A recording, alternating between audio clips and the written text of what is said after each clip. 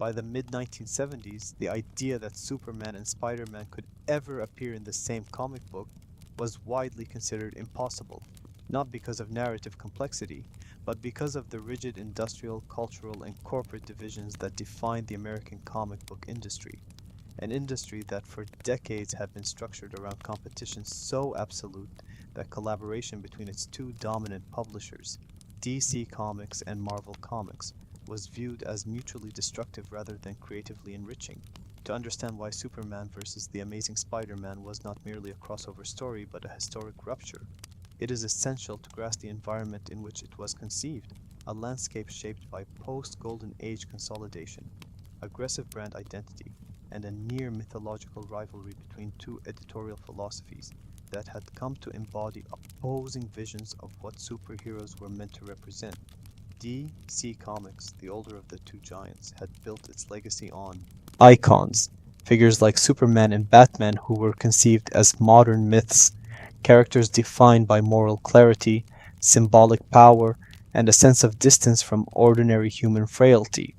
while Marvel Comics, particularly under the influence of Stan Lee in the 1960s, had revolutionized the medium by grounding superheroes in psychological realism, social anxiety, and everyday struggle,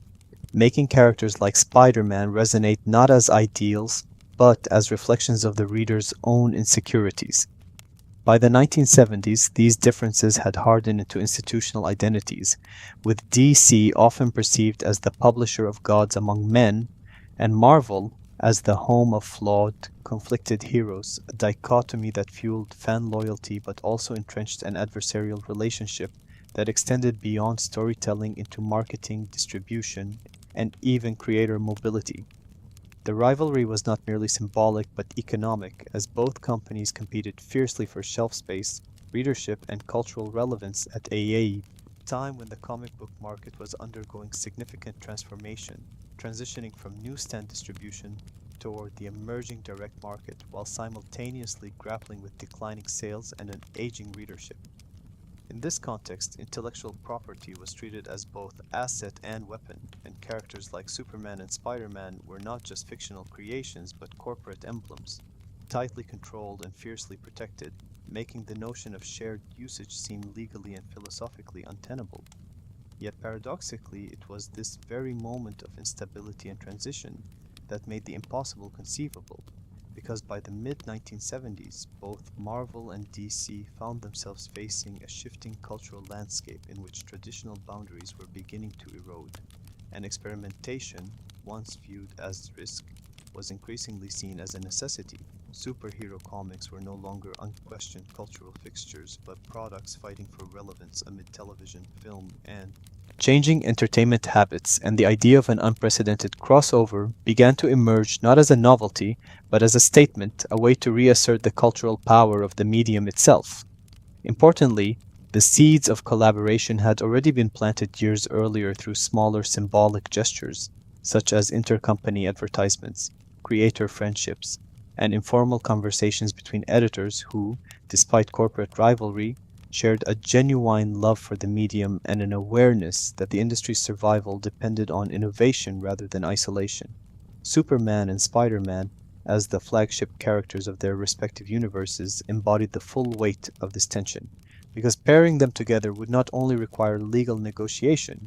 but ideological compromise, forcing both companies to confront how their most sacred icons could coexist without diminishing one another. The challenge was not simply how to make them meet, but how to do so without declaring a winner, without undermining the moral authority of Superman or the relatability of Spider-Man, and without alienating fan bases deeply invested in the supremacy of their chosen universe. This made the concept of a crossover fundamentally different from later multiversal events, because it was not driven by narrative escalation, but by careful balance, diplomacy, and restraint, with every creative choice carrying symbolic weight far beyond the page.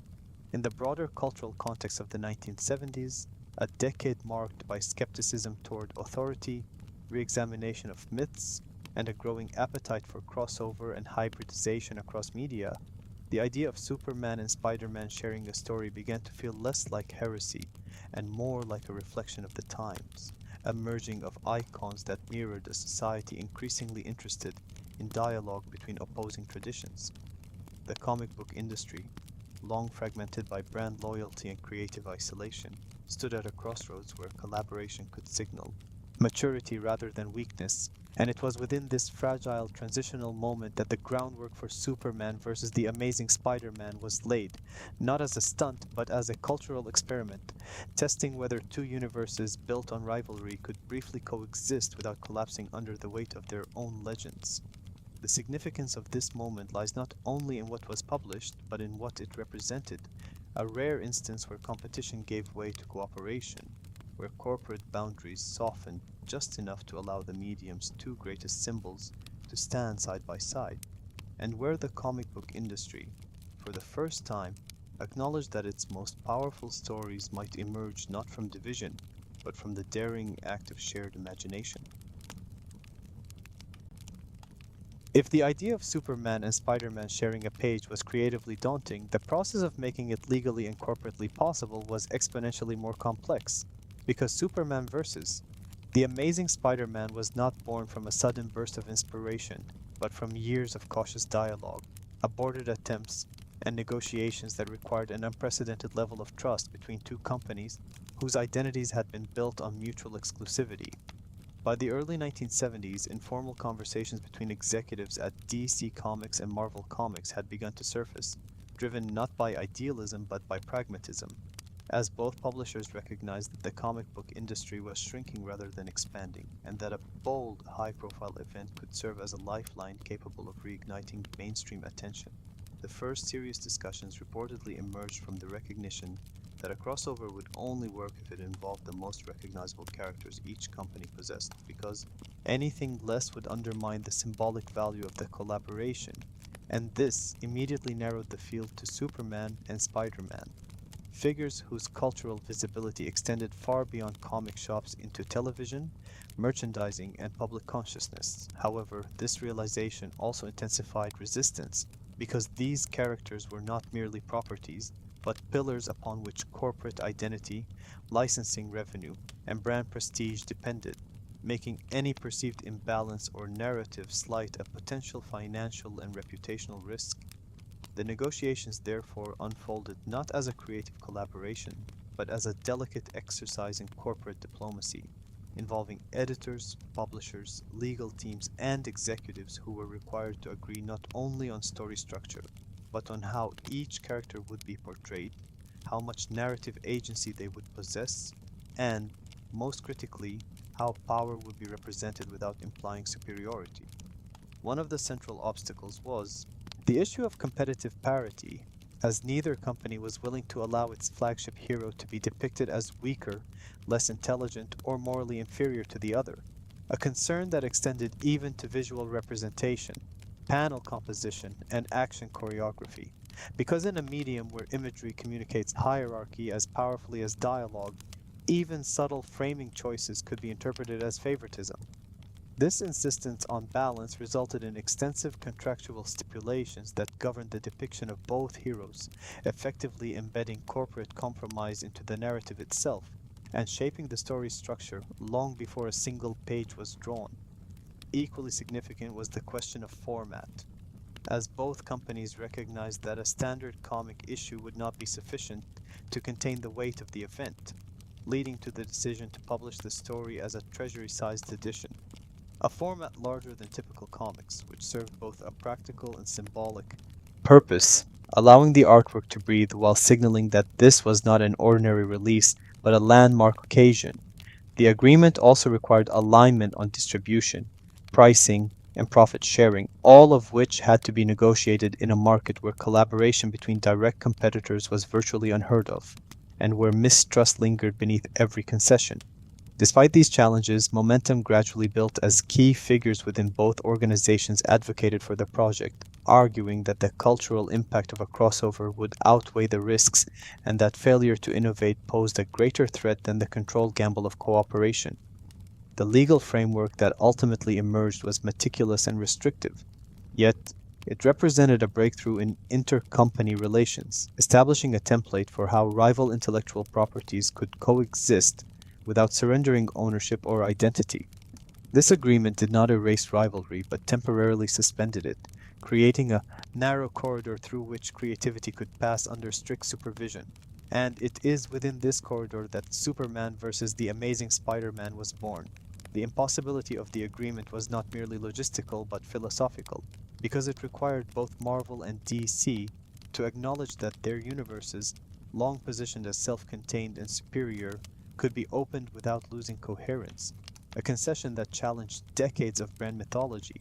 The fact that such an agreement was reached at all speaks to the unique historical moment in which it occurred, a convergence of economic pressure, creative ambition, and personal relationships among industry leaders who were willing, briefly, to prioritize the health of the medium over the purity of competition.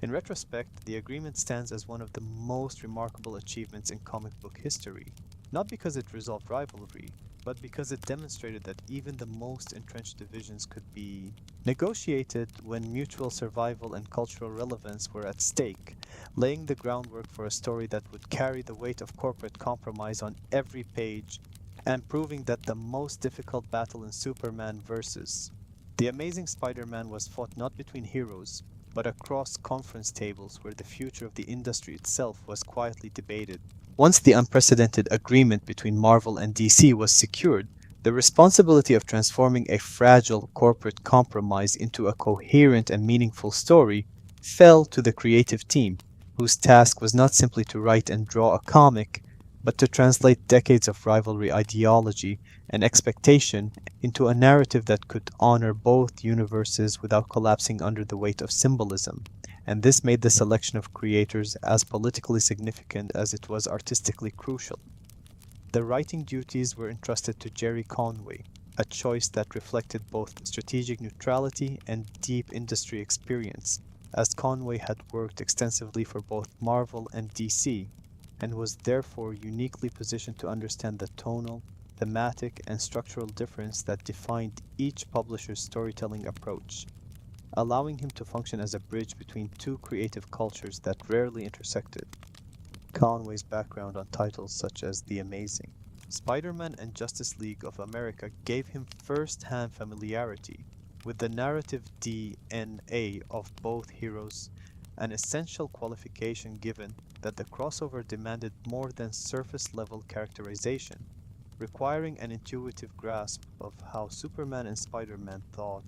acted, and reacted under pressure, and how those instincts could plausibly clash without distorting either figure. Visually, the responsibility of bringing this historic meeting to life fell primarily to Ross Andru, whose clean, dynamic style and long association with Spider-Man made him a natural choice to depict the Marvel side of the equation, while also possessing the classical compositional strength necessary to render Superman with the gravitas expected by DC's audience. Andrew's involvement was critical because the visual language of the comic would inevitably communicate power dynamics more immediately than dialogue, and his ability to balance expressive motion with structural clarity helped ensure that neither hero visually dominated the other, even in moments of confrontation. The influence of Neil Adams, though not the primary artist on the project, loomed heavily over the crossover, as his work in the late 1960s and early 1970s had redefined superhero realism and cinematic storytelling, shaping industry-wide expectations for how iconic characters should be rendered, and this stylistic legacy informed the visual ambition of the treasury-sized format, encouraging a sense of scale and seriousness befitting the event. The collaborative environment surrounding the crossover was unlike typical comic production, because every creative decision was subject not only to editorial review, but to intercompany scrutiny,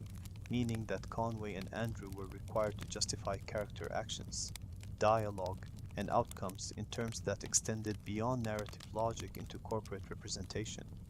This constraint paradoxically sharpened the storytelling, as it forced the creators to ground conflicts in misunderstanding, circumstance, and ideological difference rather than brute force, ensuring the confrontations between Superman and Spider-Man emerged organically from character rather than contrivance. Conway approached the script with an emphasis on contrast rather than competition, framing the heroes' initial conflict as a clash of assumptions shaped by their respective worlds, with Superman operating from a position of certainty and authority, and Spider-Man navigating suspicion, improvisation, and moral caution, an approach that preserved both characters' integrity while allowing tension to arise naturally. The villains, too, were carefully constructed as narrative devices rather than mere antagonists, with Lex Luthor and Dr. Octopus functioning as reflections of their heroes' intellectual and ethical opposites, and their alliance providing a plausible external catalyst for conflict that did not require either hero to act irrationally or maliciously. The creative team's awareness of audience expectation played a decisive role in shaping the tone of the book, as they understood that fans were not seeking definitive answers to questions of superiority, but validation that their chosen hero would not be diminished by the encounter. And this understanding informed a deliberate narrative equilibrium in which power was contextualized rather than absolute. The treasury-sized format further amplified the creator's responsibilities, as the larger pages demanded more detailed compositions, more expressive body language, and a cinematic sense of pacing that elevated the story beyond routine monthly releases, reinforcing the perception that this was a singular cultural moment rather than a disposable novelty. Behind the scenes, communication between Marvel and DC editors remained constant throughout production, with revisions and approvals ensuring that neither company's mythology was compromised. And while this oversight could have stifled creativity, it instead fostered a heightened level of precision, pushing the creators to find elegant solutions that respected constraints while delivering emotional and thematic depth.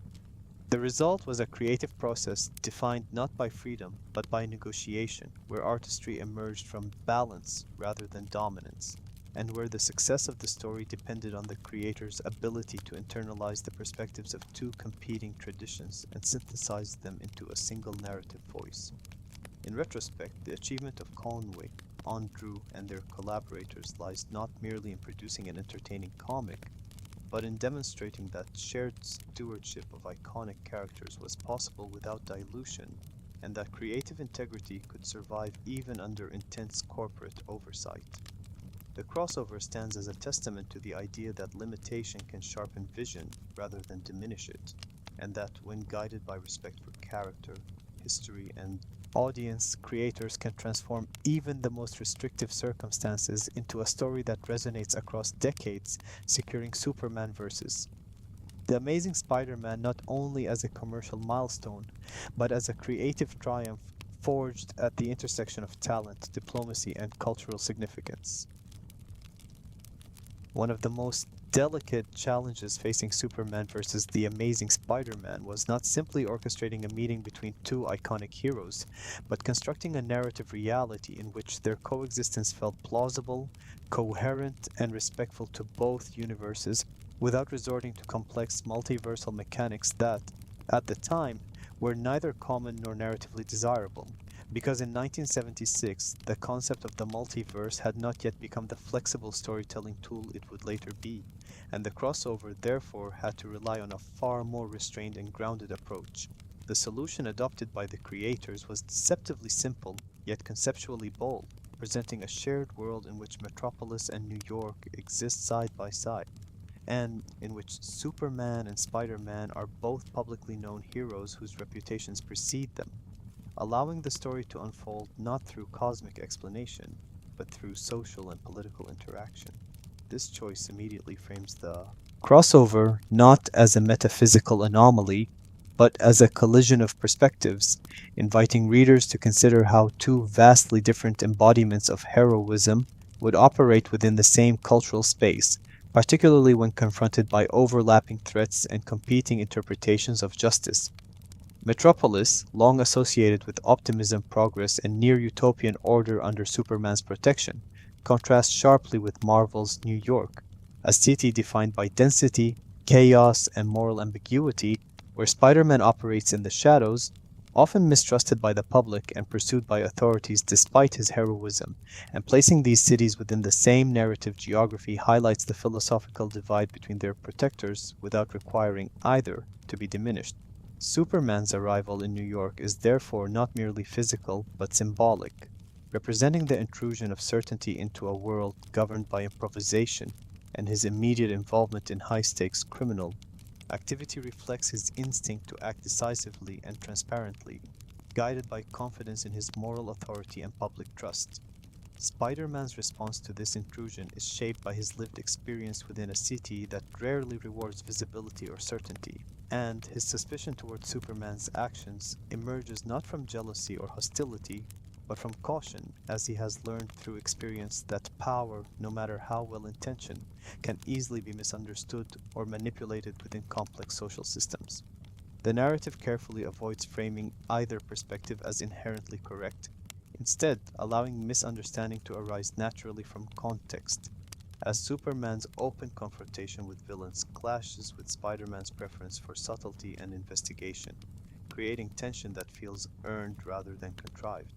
The inclusion of Lex Luthor and Doctor Octopus further grounds the shared world, as their alliance demonstrates that villainy, unlike heroism, adapts quickly to opportunity, transcending ideological boundaries in pursuit of power. And their collaboration serves as a reminder that criminal intellect thrives in spaces where heroes are distracted by mistrust and miscommunication. The story's depiction of public reaction reinforces the plausibility of coexistence, as civilians and authorities respond to Superman and Spider-Man differently based on established reputation rather than narrative convenience. With Superman often welcomed as a savior and Spider-Man treated with suspicion, mirroring their traditional portrayals and preserving continuity within the shared setting. This differential response becomes a source of friction between the heroes, as Spider-Man perceives Superman's acceptance as a form of privilege rather than superiority, while Superman struggles to understand why a hero would operate outside public accountability, revealing how perception shapes moral judgment as much as action does. Crucially, the comic resists the temptation to explain coexistence through exposition, trusting readers to accept the premise and focus instead on character interaction, a decision that reflects both the era's storytelling conventions and a confidence in the universality of the heroes involved. By situating the crossover within a recognizable, unified world rather than a fractured multiverse, the story emphasizes immediacy and relatability, framing the encounter as a social experiment rather than a cosmic anomaly. This approach allows the narrative to explore the consequences of coexistence in human terms, focusing on trust, misunderstanding, and ethical difference rather than metaphysical explanation. The shared world thus becomes a narrative lens through which the fundamental contrast between Superman and Spider-Man is examined, highlighting how environment shapes heroism and how similar goals can produce radically different methods. In constructing a reality where these two figures can exist simultaneously, without elaborate justification, the creators achieve something subtle yet powerful, demonstrating that the true barrier between universes is not physics, but philosophy, and that when those barriers are momentarily lowered, the resulting tension reveals more about the heroes themselves than about the worlds they inhabit.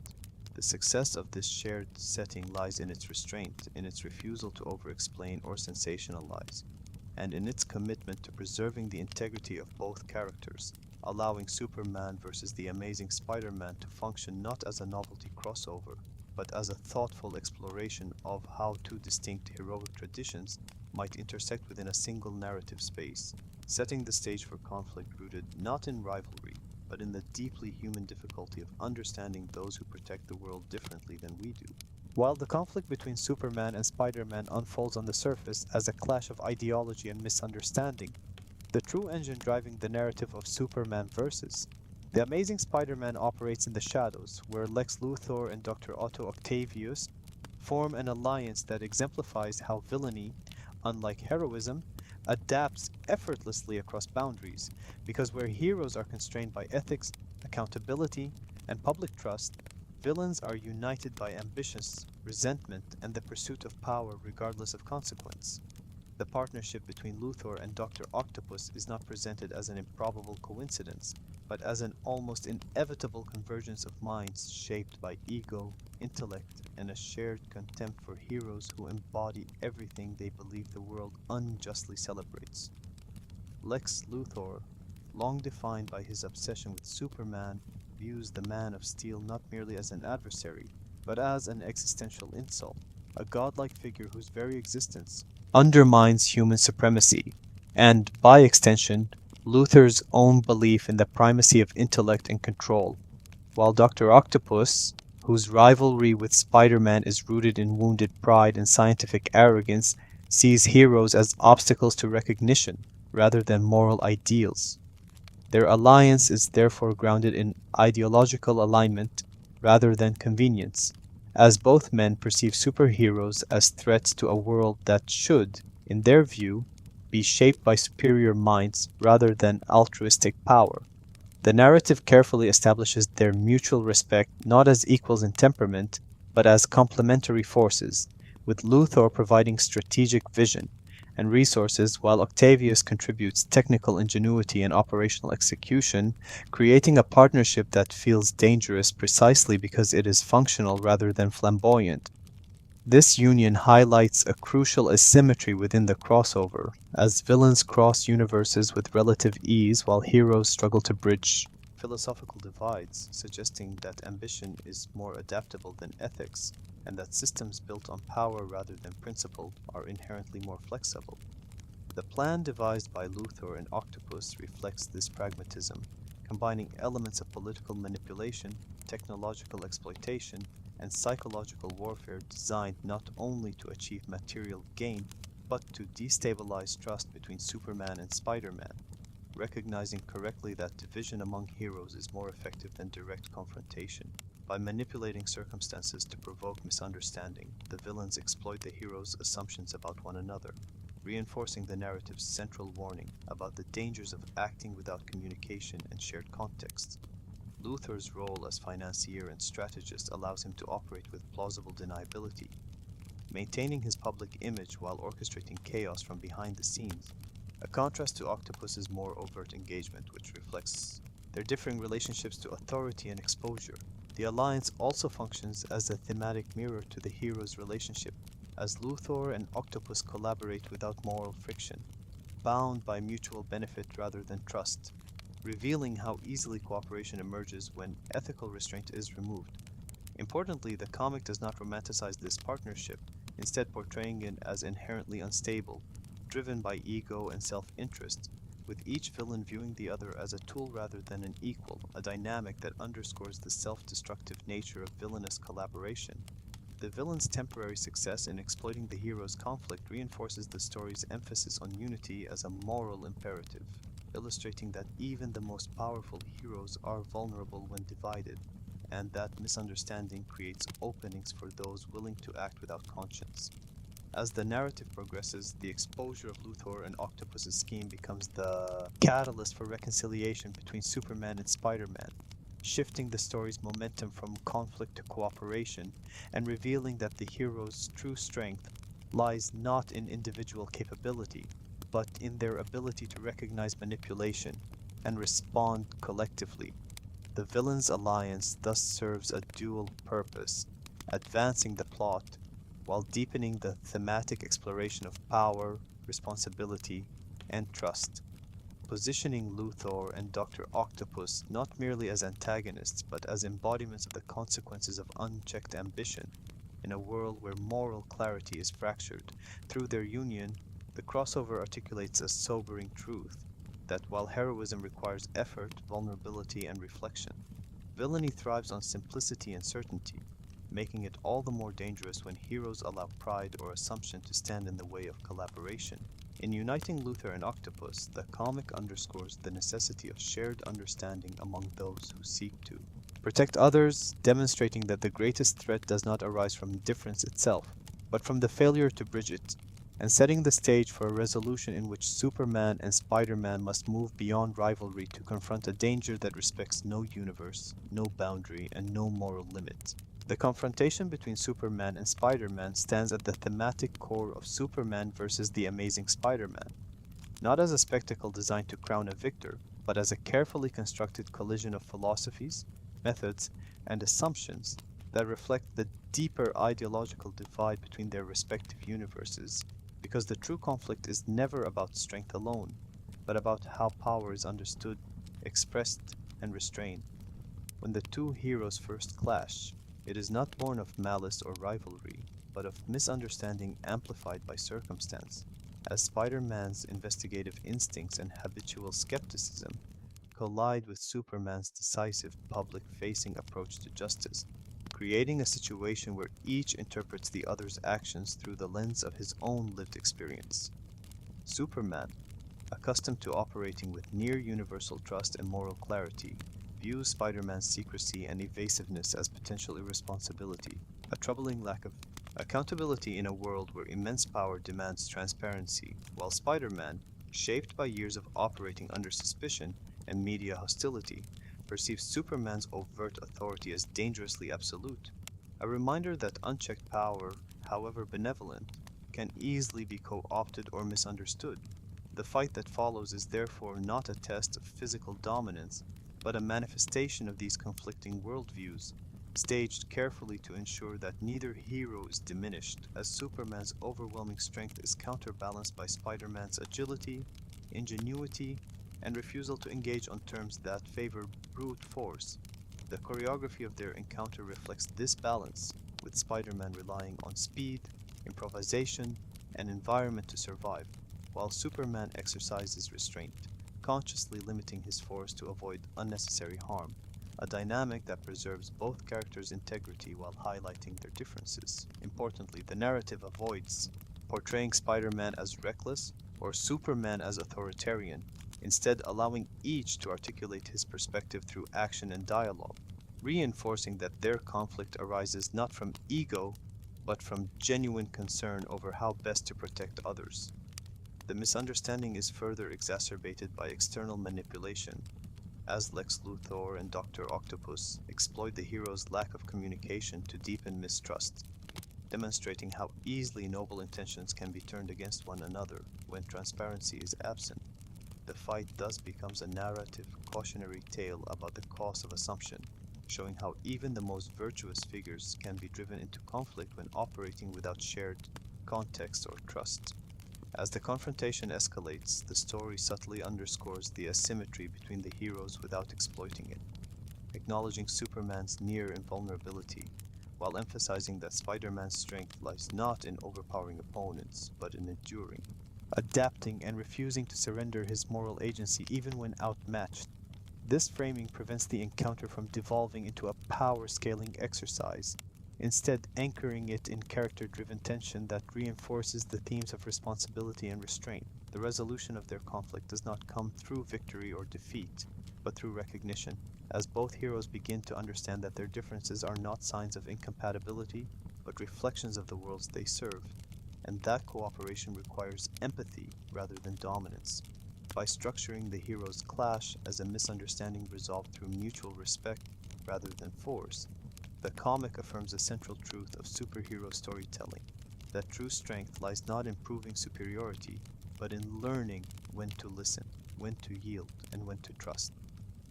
This approach preserves the mythic stature of Superman and the human relatability of Spider-Man, allowing both to emerge from the encounter unchanged in essence yet expanded in perspective. The conflict ultimately reinforces the idea that heroism is not monolithic, and that multiple paths toward justice can coexist without invalidating one another, a message that resonates far beyond the confines of the crossover. In presenting Superman and Spider-Man as heroes capable of conflict without enmity, the comic achieves a rare balance, honoring the expectations of both fan bases while advancing a narrative that values understanding over triumph. The fight then becomes less a battle to be won and more a conversation conducted through action, one that reveals the limitations of unilateral judgment and the necessity of collaboration in a world too complex for any single vision of heroism to govern alone, marking the moment when rivalry gives way to recognition and setting the stage for a partnership defined not by hierarchy but by shared responsibility. As the alliance between Lex Luthor and Dr. Octopus becomes increasingly clear, the narrative of Superman versus the Amazing Spider-Man shifts away from external conflict and toward its most important internal tension, the philosophical divide between absolute power and earned responsibility, a divide embodied by Superman and Spider-Man, not as caricatures of opposing ideals, but as sincere, principled heroes shaped by radically different experiences of trust, authority, and consequence. Superman operates from a position of near total capability, his powers so vast that restraint is not merely a choice but a defining moral discipline, and this self-imposed limitation forms the cornerstone of his ethical framework because for Superman responsibility means never allowing power to exceed compassion, even when action could be swift and decisive. Spider-Man, by contrast, has learned responsibility through failure, loss, and public hostility, and his understanding of the concept is inseparable from vulnerability, because his power is never absolute and his mistakes are always personal, visible, and costly, grounding his morality not in control but in accountability. The mistrust between the two heroes arises not from arrogance but from these contrasting moral educations, as Superman's openness and institutional trust appear to Spider-Man as potential complacency, while Spider-Man's secrecy and improvisation seem to Superman like unnecessary risk in a world that could benefit from transparency. This tension is heightened by their differing relationships with authority, as Superman often works in alignment with governmental structures and public institutions, believing that cooperation enhances legitimacy and stability, whereas Spider-Man operates largely outside formal systems, shaped by years of being misrepresented, pursued, or dismissed by the very authorities he seeks to protect, leading him to value autonomy over endorsement. The crossover carefully allows both perspectives to coexist without judgment, presenting mistrust as an understandable consequence of experience rather than a flaw to be corrected. And in doing so, it elevates the story beyond a simple clash of personalities into a meditation on how power should be exercised in complex societies. The villain's manipulation exploits this philosophical gap, as Luthor leverages Superman's faith in systems and Octopus preys on Spider-Man's isolation, demonstrating how ethical divergence can be weaponized when communication falters. As evidence of the villain's true intentions comes to light, Superman and Spider-Man are forced to confront not only external threats, but their own assumptions about one another, recognizing that mistrust has made them instruments of manipulation rather than agents of justice. This recognition becomes the emotional turning point of the story,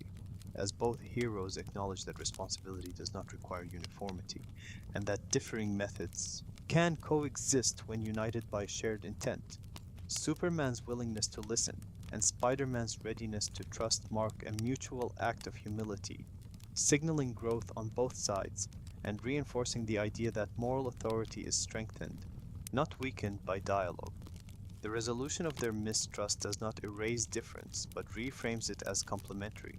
with Superman's strength providing stability and Spider-Man's adaptability offering insight, creating a partnership that is effective precisely because it resists homogenization. This synthesis of philosophies reflects a broader commentary on the comic book industry itself, suggesting that diversity of approach, when guided by respect and communication, can produce outcomes greater than rigid adherence to singular doctrine. The chapter underscores that responsibility is not a static principle but a lived practice shaped by context, experience, and the willingness to question one's own certainty, a lesson that resonates beyond the page and into the cultural moment that produced the crossover. By allowing Superman and Spider-Man to move past mistrust without sacrificing identity, the comic affirms that true heroism lies not in dominance or perfection, but in the courage to reconsider one's assumptions in the presence of another's truth. The thematic depth of this exchange elevates Superman versus The Amazing Spider-Man from a novelty encounter to a serious exploration of ethical plurality, positioning the crossover as a rare instance where superhero storytelling engages directly with the moral complexity of power rather than avoiding it. As the heroes stand poised to confront their common enemy together, their alliance represents not a fusion of universes, but a negotiated coexistence of values, proving that even icons shaped by different traditions can find common ground without surrendering what makes them distinct, and that responsibility, when shared, becomes not a burden but a bond capable of withstanding even the most calculated attempts at division. As the true scope of Lex Luthor and Dr. Octopus's scheme is revealed, Superman versus the Amazing Spider-Man moves towards a resolution that is deliberately restrained, avoiding the spectacle of decisive triumph in favor of balance, reflection, and preservation. Because the greatest challenge facing the crossover is not how to end the story, but how to do so without betraying the symbolic weights carried by both heroes. The confrontation with the villains unfolds not as a display of overwhelming dominance, but as a coordinated effort that emphasizes cooperation over individual supremacy,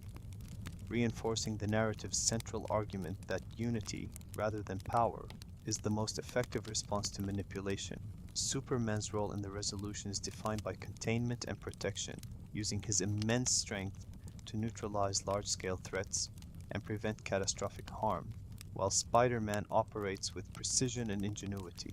dismantling the villain's plans at their most vulnerable points, a division of labor that honors each hero's established strengths without inviting comparison or hierarchy.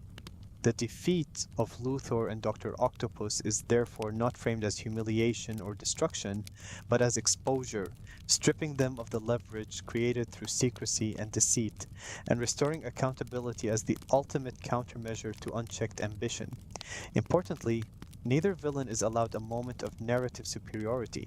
and neither hero claims exclusive credit for the outcome, preserving the equilibrium demanded by both companies and reinforcing the thematic message that collaboration, rather than conquest, is the story's true victory.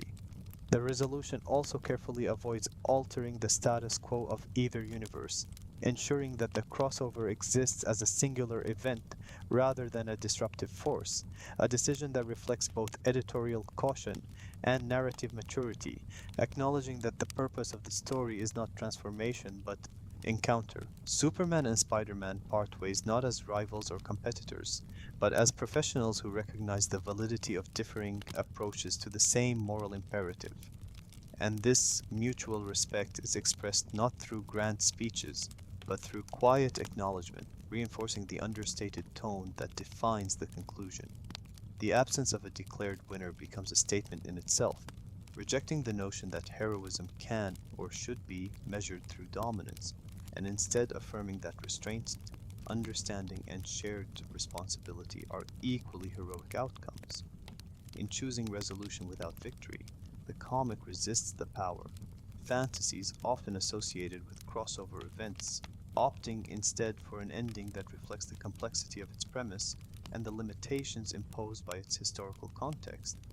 This restraint allows the story to conclude without diminishing either icon, preserving Superman's mythic authority and Spider-Man's human relatability while demonstrating that both can coexist without contradiction. The chapter's significance lies not in dramatic escalation, but in its refusal to escalate, offering a conclusion that respects the audience's intelligence and the characters' legacies. By ending the conflict through cooperation rather than conquest, Superman vs. The Amazing Spider-Man establishes a template for how cross-universe encounters can honor difference without demanding resolution through superiority. The resolution thus becomes an affirmation of balance as a narrative value, one that acknowledges the impossibility of definitive answers when dealing with symbols of such magnitude. As the immediate crisis ends, what remains is not a sense of closure but of possibility, a recognition that coexistence, though fragile, is achievable when guided by mutual respect. This quiet, measured ending reinforces the crossover's historical importance, not as a spectacle designed to settle debates, but as a thoughtful experiment in shared storytelling, one that concludes not with triumph but with understanding, and in doing so secures its place as a foundational moment in the history of superhero collaboration. Upon its release in 1976, Superman vs. The Amazing Spider-Man did not simply arrive on shelves as another special issue, but as a cultural event that reverberated through the comic book industry and beyond, because readers immediately understood that this was not a routine crossover, but a once unthinkable convergence of rival icons whose coexistence challenged decades of brand loyalty, fan identity, and corporate separation. Commercially, the book was an extraordinary success, selling hundreds of thousands of copies at a time when the industry was struggling with declining circulation, and its treasury-sized format, higher price point, and premium presentation reinforced the perception that this was not disposable entertainment, but a collector's item designed to be preserved, discussed, and remembered. For many readers, particularly those who had grown up during the height of Marvel-DC rivalry, the mere act of holding a single book bearing both logos carried symbolic weight, signaling a crack in the walls that had long divided fandom into mutually exclusive camps. Critical reception at the time reflected a mix of astonishment and cautious approval, with reviewers and commentators recognizing the historical importance of the crossover even as they debated its narrative restraint, some praising its careful balance and respect for both heroes, while others noted the deliberate avoidance of definitive outcomes as both a necessity and a limitation. However, this very restraint became part of the book's legacy, as readers gradually came to understand that the absence of a clear winner was not a creative failure, but a reflection of the unprecedented conditions under which the story was produced, conditions that demanded diplomacy as much as imagination. The crossover's success sent a clear signal to both publishers that collaboration, when handled with care, could generate excitement rather than dilute brand identity. And this realization would echo through subsequent decades, influencing not only future Marvel-DC crossovers, but the broader acceptance of event-driven storytelling within the medium. Culturally, the book disrupted long-standing assumptions about fandom, demonstrating that appreciation for one universe did not require rejection of the other, and that readers were willing, even eager, to see their favorite heroes defined through contrast rather than competition. This shift was subtle but profound, as it encouraged a more inclusive conception of superhero culture, one in which dialogue between traditions became possible without erasing difference. The crossover also had a lasting impact on creators, many of whom cited it as proof that rigid boundaries were not immutable, and that the medium could evolve through cooperation as well as rivalry, an idea that would later inform shared universes, intercompany events, and even cross-media collaborations in film and television. In retrospect, the initial reception of Superman vs. The Amazing Spider-Man can be seen as the first tremor of a broader cultural change, one that redefined superheroes not as isolated franchises, but as part of a larger mythological conversation, capable of intersecting without collapsing into parody or dilution.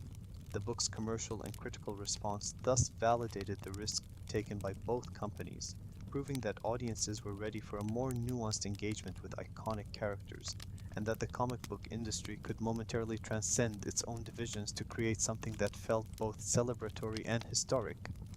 This reception did not erase rivalry, nor did it usher in an era of constant collaboration, but it established a precedent, a proof of concept that would be referenced repeatedly whenever future crossovers were proposed or debated. The shockwaves generated by the book's success extended beyond sales figures, altering how publishers thought about events, prestige formats, and the symbolic power of icons, meeting across boundaries. In this way, Superman vs. The Amazing Spider-Man became more than a story. It became a moment of collective recognition, a realization shared by fans, creators, and executives alike that the medium's greatest strength lay not in isolation, but in its capacity for shared imagination, even when that imagination required navigating tension, compromise, and restraint. The cultural impact of the crossover, therefore, cannot be measured solely by its immediate success, but by its enduring presence in conversations about what comics could be.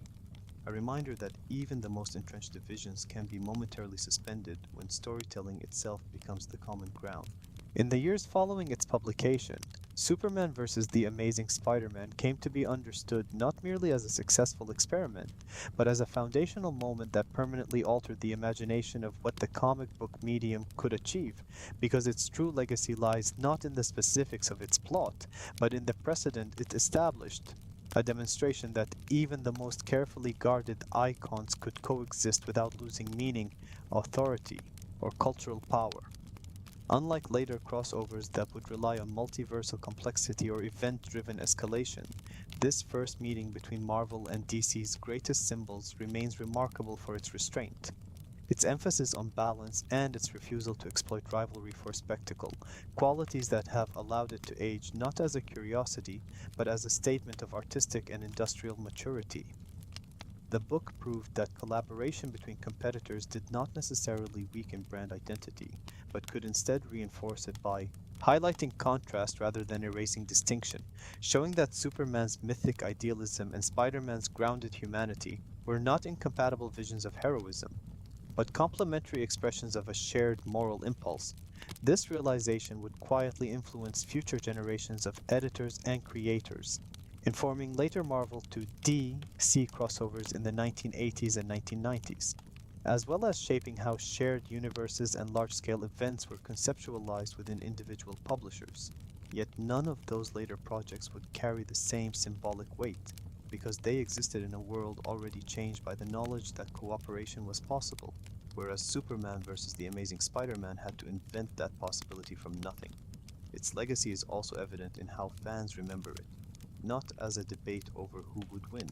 but as a moment when rivalry briefly gave way to curiosity, allowing readers to imagine a broader, more inclusive superhero mythology without demanding resolution through dominance. Academically and culturally, the crossover has come to represent a turning point in media franchising, anticipating a future in which intellectual properties would increasingly intersect across platforms, companies, and genres, long before cinematic universes made such interactions commonplace.